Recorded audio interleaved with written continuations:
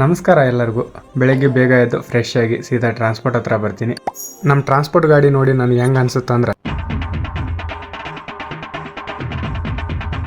ಈ ಥರ ಮಾಡ್ಬೇಕಂತ ಅನ್ಸುತ್ತೆ ರೀ ನನಗೆ.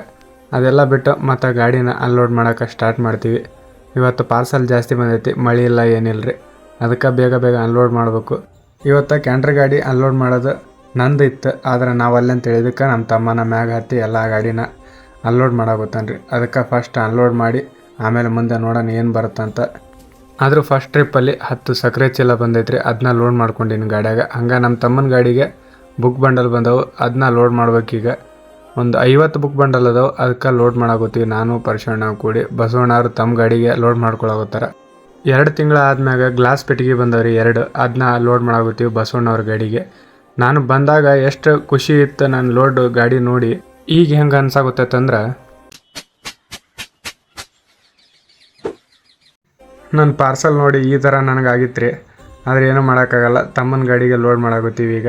ನನ್ನ ಗಾಡಿಗೆ ಒಂದು 25 ಲೋಡ್ ಮಾಡ್ಕೊಂಡ್ವಿ ಕಾಪರ್ ಬಾಕ್ಸು. ತಮ್ಮನ ಗಾಡಿಗೆ 125 ಬಂದವು, ಅದನ್ನ ಲೋಡ್ ಮಾಡಿ ಹಾಗೆ ಅನ್ಲೋಡ್ ಮಾಡೋಕೆ ಬಂದು 25 ಬಾಕ್ಸ್ನ ಒಂದು 15ರಿಂದ 20 ನಿಮಿಷದಲ್ಲಿ ಅನ್ಲೋಡ್ ಮಾಡಿದೆ.